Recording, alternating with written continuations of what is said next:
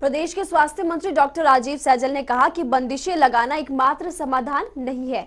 Corona से बचने के लिए केंद्र सरकार की ओर से जारी किए गए आदेशों का पालन करना ही बचाव है। साथ ही उन्होंने ये भी कहा कि अगर प्रदेश में मामले बढ़ते हैं तो बंदिशों को और ज्यादा बढ़ाया जा सकता है। मैं ये समझता हूँ, देखिए, संक्रमण को रोकना होगा कि कोई इन्फेक्ट ही ना हो।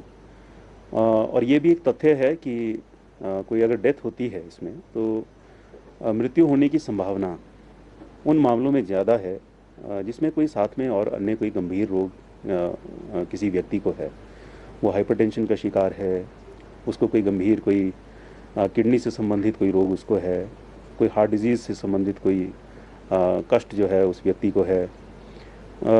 तो ये सारी जो है ये संभावनाएं जो हैं, या फिर वो सीवियरली डायबिटिक है अगर पेशेंट, तो फिर इसमें मृत्यु होने की संभावना जो है वो बढ़ जाती है। मेरे ख्याल में सावधानियों के द्वारा संक्रमण को रोकना जो है ये एक उपाय है सार्वजनिक स्थानों के ऊपर। और सार्वजनिक स्थानों पर क्या, मैं तो ये कहूँगा प्रत्येक व्यक्ति सुबह सबसे पहले अगर कोई उसको विचार करना है तो यही करना है कि आज मैं सावधानियों का पालन करूँगा। और सावधानियाँ बड़ी सिंपल हैं। तो हिमाचल प्रदेश में कोविड के केसेस लगातार बढ़ते जा रहे हैं, इसको लेकर हमारी टीम इस वक्त ग्राउंड पर मौजूद है। सबसे पहले आपको राजधानी शिमला ले चलते हैं। ब्यूरो चीफ विकास शर्मा इस वक्त हमारे साथ लाइव जुड़े हुए हैं। विकास, राजधानी शिमला की अगर बात करें तो सबसे ज्यादा संक्रमण अब तेजी के साथ शिमला में भी फैलता जा रहा है, क्या अपडेट?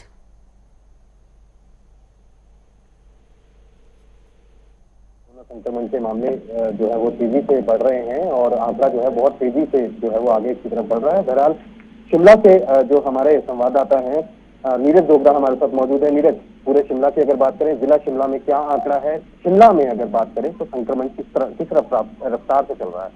देखिए, इस वक्त जो हेल्थ बुलेटिन हिमाचल प्रदेश का आता है 2 बजे, उसके अनुसार हिमाचल प्रदेश में अभी तक 206 नए मामले सामने आए हैं। हालांकि 317 लोग जो है इससे ठीक भी हुए हैं, कोरोना की बात कर रहे हैं हम। वहीं बीते 24 घंटे की बात की जाए तो शिमला में 2 लोगों की मौत भी हो चुकी है।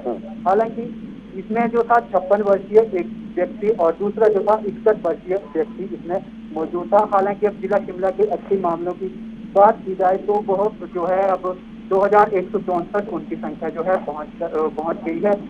ये कहीं ना कहीं जो है स्वास्थ्य विभाग के लिए चिंता का विषय है। बिल्कुल सही कहा नीरज ने कि ये चिंता का विषय है लोगों के लिए और शिमला वासियों की परेशानी और ज्यादा बढ़ सकती है, क्योंकि देखते ही देखते यहाँ पर एक्टिव केसेस की संख्या 2000 को पार कर चुकी है। सोलन से इस वक्त हमारे साथ चिन्मय कौशल भी बने हुए हैं। चिन्मय, सोलन की अगर बात करें तो बीते 24 घंटों में सबसे ज्यादा केसेस सोलन जिले से ही सामने आए और ऊपर से यहाँ पर ओमाइक्रॉन का भी एक केस सामने आ चुका है। बिल्कुल, आपने यह सही कहा कि जो आंकड़े हैं सबसे ज्यादा चौंकाने वाले सोलन में ही हैं, क्योंकि सारे प्रदेश की अगर बात करें सबसे ज्यादा जो मामले हैं वो सोलन में ही आ रहे हैं। पिछले कल भी यहाँ पर 512 मामले हैं जो कोरोना पॉजिटिव के लिए यहाँ पर आए थे। और सबसे बड़ी हैरानी वाली बात यह है कि 26 वर्षीय युवक जो महज 26 वर्ष का था, उसकी कोरोना के कारण मौत हुई है। हालांकि इसके ऊपर पूरी जांच की जा रही है और ये भी बात की जा रही है कि क्या कोरोना से ही उसकी मौत हुई है, तो इसके ऊपर भी अभी एक जो जांच है वो बिठाई गई है।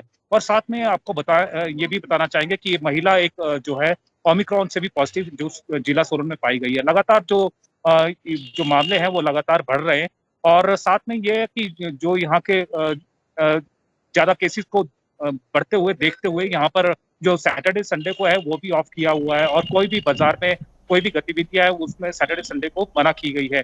तो ये इसलिए लिया गया था निर्णय ताकि जो कोरोना संक्रमण के ऊपर है वो यहाँ पर उसको अंकुश लगाया जा सके। लेकिन अभी तक ये अंकुश यहाँ पर लगता हुआ दिखाई नहीं दे रहा है, क्योंकि जो कोरोना के मामले हैं उसके बावजूद भी लगातार बढ़ रहे हैं।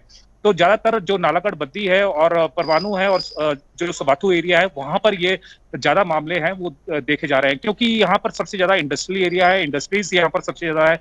और लगता है कि इंडस्ट्रीज होने की वजह से जो माइग्रेंट लेबर्स है जो बाहर जो हरियाणा से आती है, पंजाब से आती है, उनके साथ में जो कोरोना है वो एंटर कर रहा है। हालांकि अभी जो बाहर से जो लोग आने वाले हैं उनको RT-PCR जो टेस्ट है वो अभी मैंडेटरी नहीं किया गया है, तो इसलिए जो ढील है वो कहीं ना कहीं भारी पड़ती हुई नजर आ रही है। जी। आपने बिल्कुल सही कहा कि ढील यहाँ पर कहीं ना कहीं भारी पड़ती दिखाई दे रही है और बीबीएन यानी कि बद्दी बरोटीवाला और नालागढ़ में केसेस लगातार बढ़ते जा रहे हैं। आपके पास लौटेंगे बिलासपुर से, सुभाष भी हमारे साथ जुड़े हुए। सुभाष, बिलासपुर को लेकर क्या जानकारी? बीते 24 घंटों में यहाँ पर कितने केसेस सामने आए, कितने लोगों की रिकवरी और कितने लोगों की मौत? नया वेरिएंट क्या यहाँ पर दस्तक दे चुका है? जी महिमा, अगर बिलासपुर की बात की जाए तो बिलासपुर में कोरोना के मामले दिन प्रतिदिन बढ़ते जा रहे हैं। अगर 24 घंटों की बात की जाए तो 100 के आसपास घंटों में मामले दर्ज किए जा चुके हैं और एक सप्ताह की अगर बात करें तो 700 से ज्यादा मामले यहाँ पर एक्टिव हो चुके हैं। वहीं पर अगर महिमा की बात की जाए कोरोना को लेकर तो प्रशासन की चिंता कहीं ना कहीं बढ़ी हुई है। सैंपलिंग का भी प्रशासन ने तेजी देना शुरू कर दिया है। पर लेकिन चिंता की एक ये बात सामने आ रही है कि कोरोना के जो मामले हैं वो रुकने का नाम नहीं ले रहे हैं और अगर दिन की अगर बात की जाए तो कभी 100 मामले दर्ज किए जा रहे हैं तो कभी 200 मामले दर्ज किए जा रहे हैं। तो कहीं ना कहीं ये प्रशासन की बढ़ रही है। अगर बिल्कुल। विदेशों से यहाँ पर लोग पहुंच रहे हैं तो उनके ऊपर भी प्रशासन लगाम ठीक हुए है, है। ट्रैवल हिस्ट्री भी प्रशासन की तरफ से खंगाली जा रही है लोगों की। शिमला से विकास भी हमारे साथ लगातार बने हुए हैं। विकास, क्योंकि शिमला में कोविड के केसेस अब लगातार बढ़ते जा रहे हैं और ऐसे में आज ऊना में दरअसल सीएम जयराम ठाकुर ने जनता टीवी से ही खास बातचीत की और उनकी तरफ से साफ कहा गया कि अभी थोड़ा बहुत संक्रमण काबू में है। अगर प्रदेश में कोविड के केसेस इसी तरह से बढ़ते रहे तो पाबंदियां और ज्यादा बढ़ सकती है।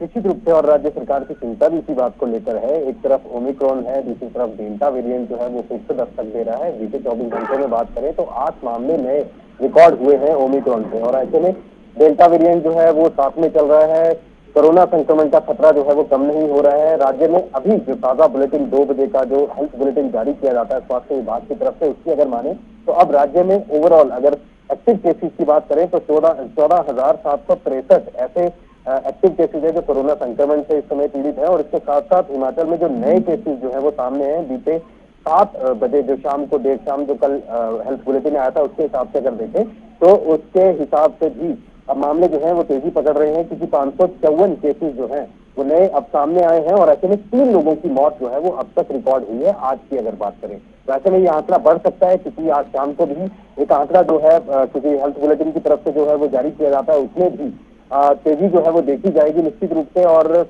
मुख्यमंत्री जयराम ठाकुर जो है वो ये बात साफ तौर पर कह चुके हैं कि जो कोरोना संक्रमण के मामले हैं अभी 30 जो है वो उसका आना है।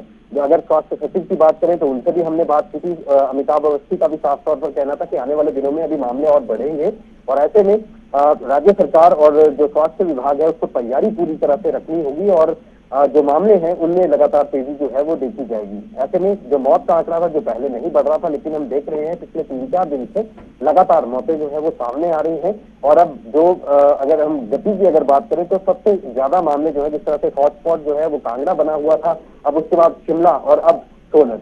तो ये 3 से 4 जिले ऐसे हैं जहां पर लगातार मामले बढ़ रहे हैं। और आपने बिल्कुल सही कहा कि 3 से 4 जिले ऐसे जहां पर कोविड के केसेस लगातार बढ़ते जा रहे हैं। सबसे पहले कांगड़ा था और उसके बाद अब शिमला और सोलन में भी संक्रमण तेजी के साथ फैल रहा है। यहाँ पर लोगों को सावधान रहने की जरूरत है, ये भी हम बार बार तमाम दर्शकों से अपील करें। शुक्रिया विकास, सुभाष और चिन्मय इस तमाम जानकारी के लिए। बढ़ते हैं